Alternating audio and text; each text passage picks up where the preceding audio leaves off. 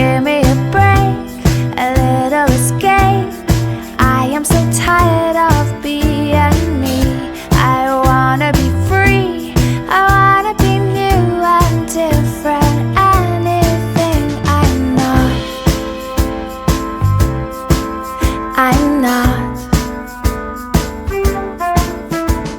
Hello, I'm Plutoburns and welcome back to Eagle Land. We have a new location now because someone blew up the apartment! And for our return after the 50th episode, we're doing a month-long special I am calling Gay Awareness Month. 4 manga reviews in 1 month that highlight the existence of gay people in Japan. I tried my best to find ones that don't fetishize gay people or turn them into jokes. There's plenty of that going around. Gay people have a not being represented as humans problem in Japan, and this is my attempt at spotlighting mangas that address that issue. Sadly, all I could find for gay men is a bunch of cross-dressing stuff. Don't look at me like that. I had to work with what I could find, and what I could find was skirts.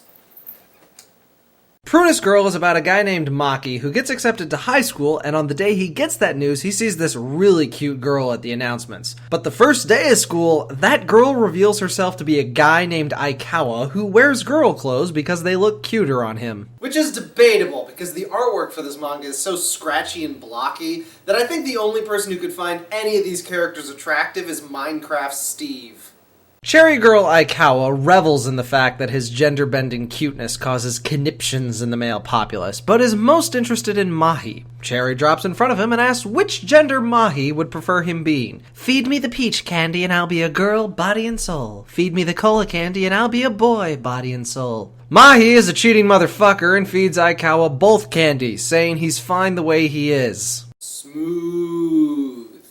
Actually, it is a running joke of the manga that Mahi is unstoppably awesome at everything he does, and his only actual character flaw is his general laziness. But that does allow them to get a lot of good humor out of Aikawa shaking Mahi's calm demeanor. It's usually by being overtly sexual, which isn't the greatest way to extract comedy. There's also a ton of guys who've made it their business to sexualize the shit out of Aikawa. That doesn't sound funny, but they go really over the top with it, and those assholes are treated as an annoyance. One of the highlights of the manga is a 3-way duel between the Aikawa fan club factions. They can't decide whether he's a boy or he's a girl or whether that even matters. Truly a conflict comparable to the Philippine-American War of 1899. Yeah, that's actually a thing. History Facts! The plain fact of the matter is that Prunus Girl doesn't really have a story. It's got characters doing stuff, but there's no overarching point to any of it. Aikawa and Maki are the central romance couple around which the whole cast revolves, but their romance progresses at a pace that would have a sloth doing Java shots just to stay awake through. And the side characters aren't very interesting. In theory they are, because this is one of those stories that has a plurality of gay characters.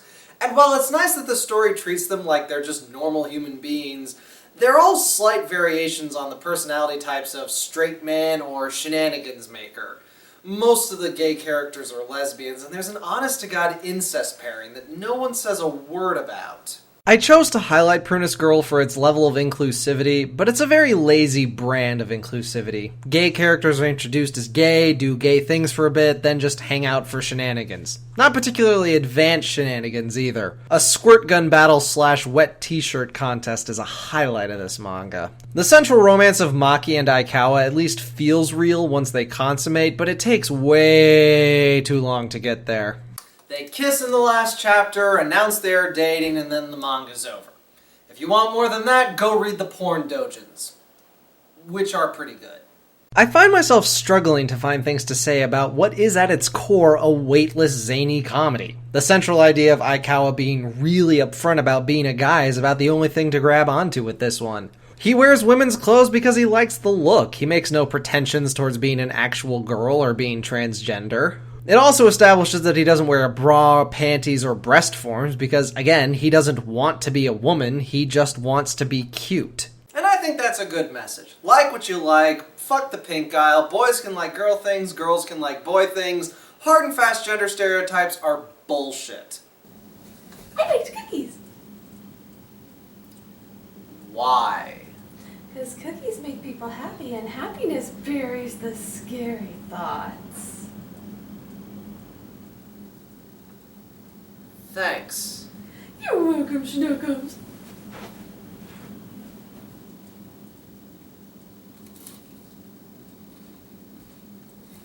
Prunus Girl is fun and light, and I'd be lying if I said the final chapter wasn't a little satisfying. But the interim stuff is nothing special, and the art is quite bad. There's having a style, and then there's just being bad at drawing faces.